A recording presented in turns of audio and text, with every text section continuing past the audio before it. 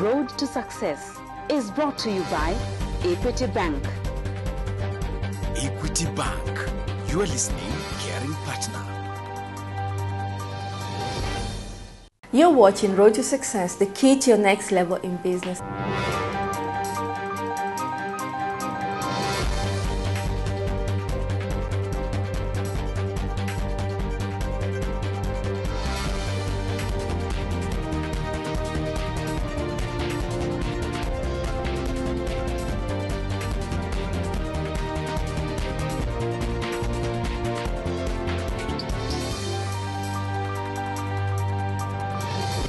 You're watching Road to Success, the key to your next level in business. Our guest is Wycliffe Munialo of Shaba Leather. Karibu sana to our show. Thank you. It's really a pleasure to have you here. First of all, what does your company do? I manufacture shoes. At the moment, what I'm doing, mostly I make back to school. I make loafers and security boots. Why did you name your company after a national park, which is actually quite unique? One thing, I'm passionate about environment. And so it's also, I wanted a shorter name that could easily sell in the Kenyan market. That's why I had to settle on Shaba Leather product. And your story is very interesting. What inspired you to start manufacturing shoes? All along, since I was born, I've been passionate about shoes. Why? I mean, why shoes? I know people say clothes and...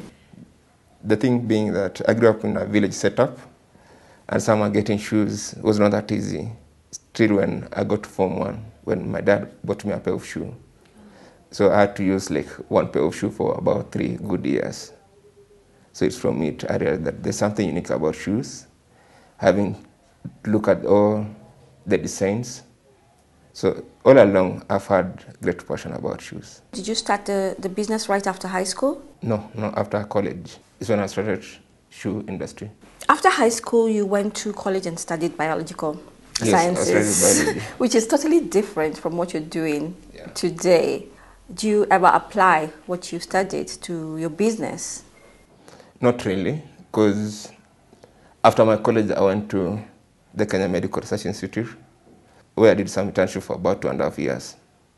So after 7 years, I had done like seven interviews, and I never secured a job.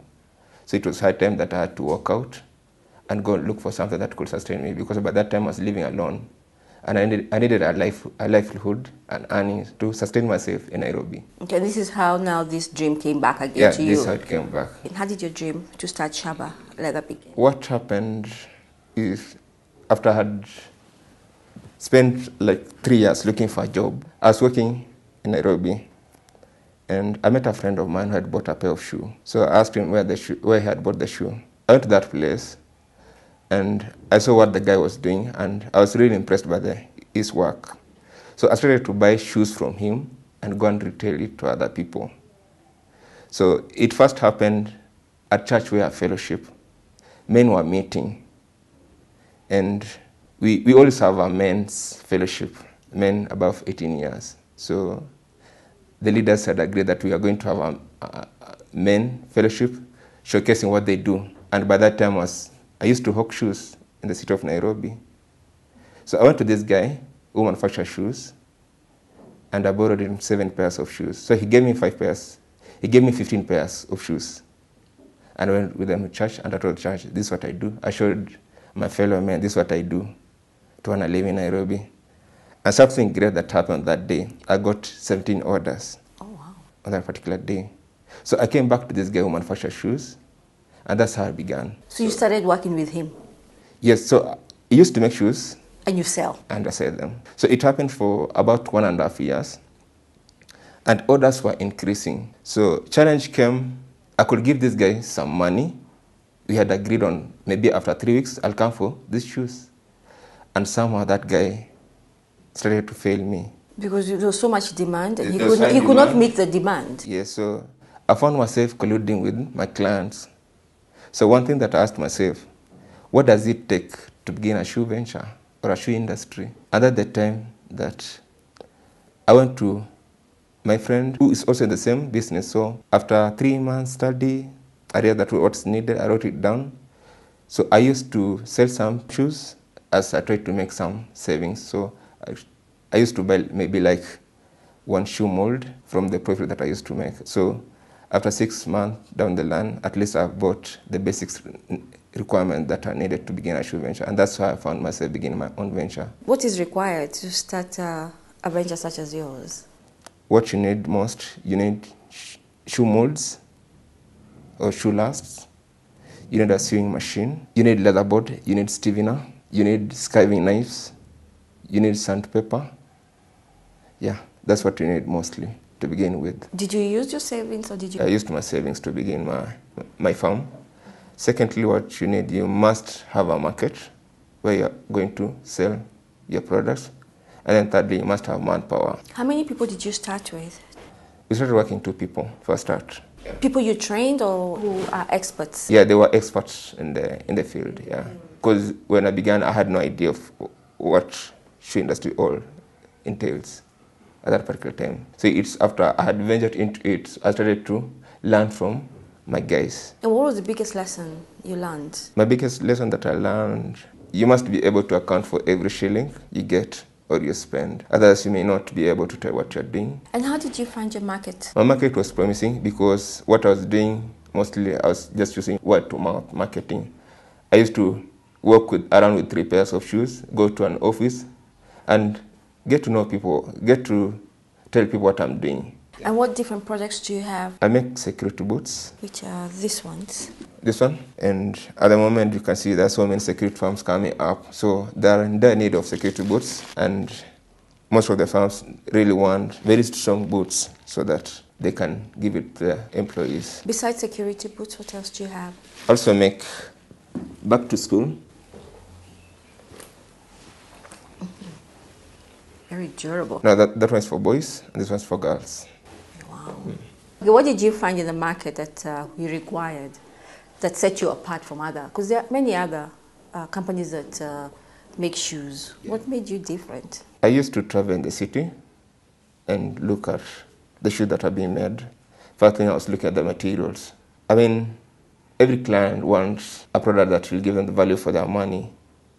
And one thing that made me to venture into mostly back to school, it was the fact that I wanted to make something using rubber sole. From what you've just shared with us, you can actually use your environment or you can use your story to create something for yourself. Yes. Yeah? But we must take a break. When we come back, we'd like to know how you market yourself and what is the future of shoes in our country. Yeah, thank you. You're watching Road to Success, the key to your next level in business. Don't go away.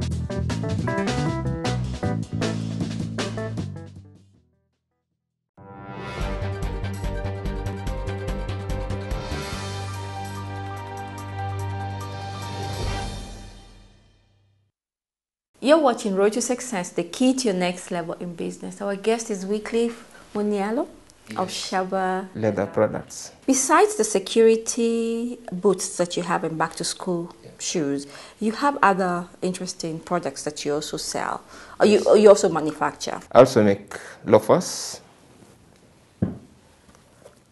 as you can see them. I also manufacture ladies' boots. It's a very interesting. They have cloth and leather. That incorporates both leather and cotton cloth. Where did you get that inspiration from? I go online. That's one. 2, clients do come with their own designs and we try to come up with them. And where can we find your shoes? Yes, I'm based at Kibera Drive off Ngong Road, store 619. In Kibera. So In Kibera. What is the cost of making one of these shoes? The cost varies with the design. It also varies with the material that I'm using, that particular shoe.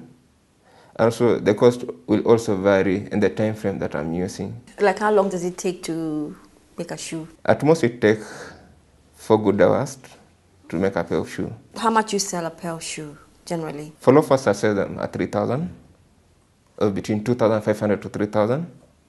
And for security boots, I sell them at 2,750 to 3,500.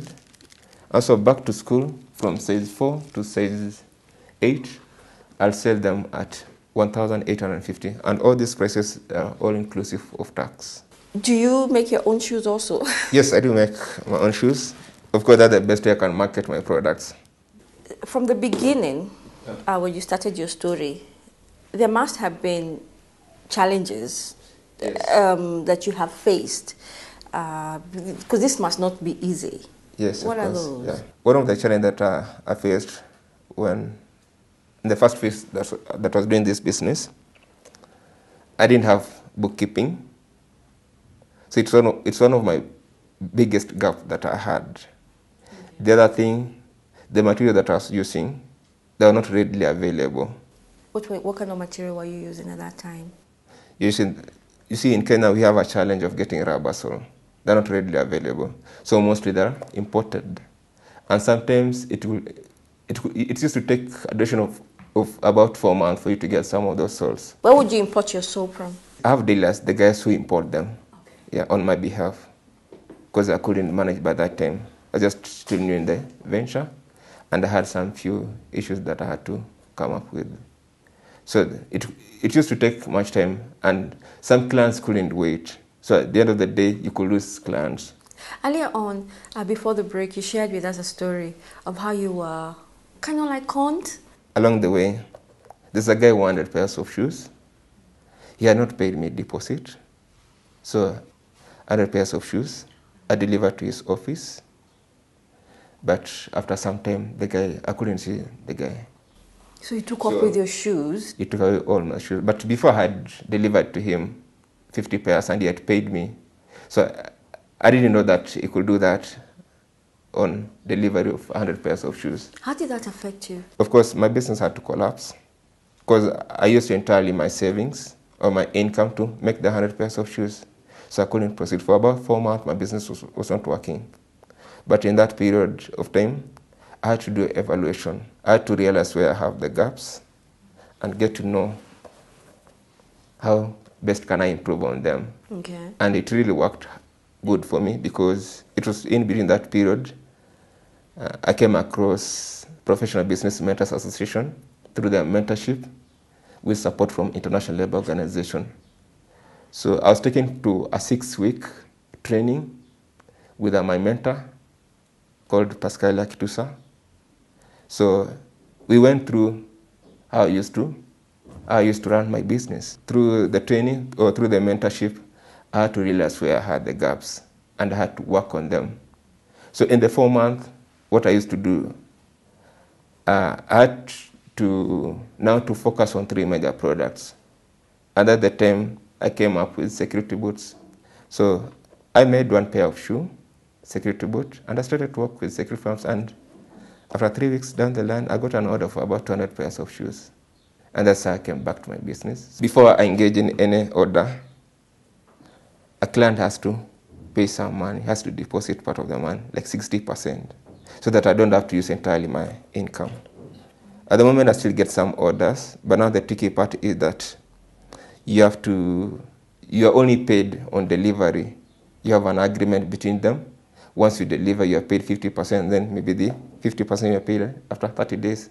What kept you going? I mean, after your company has collapsed, I mean, usually most people will fold and say, forget, maybe get a job. What kept you, what made you want to come back and do the same thing?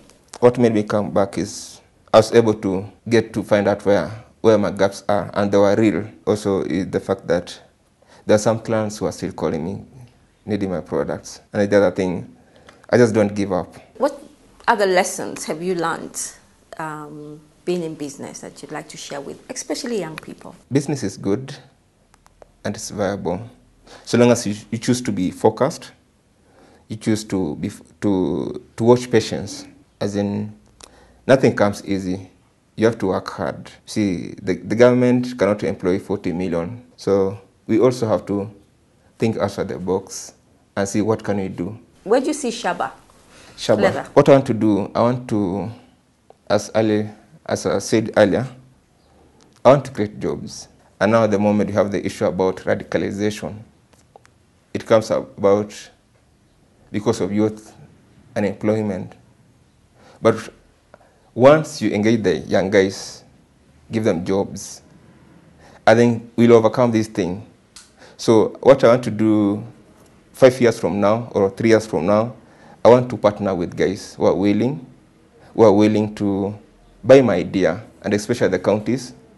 As of I've started to talk with some few people, I want them to buy my idea so that we can train young guys and create jobs to them. We click because you're using your products to make a difference in our communities in different parts of the country. I know your dream is going to go very far. And like Lupita says, every dream is valid. Yes, very true. Thank you so much for being on our show. Thank you. Pleasure meeting you and reaching out to youth, especially now that the government is passionate about young guys. That's something good. Thank you so much. Thank you.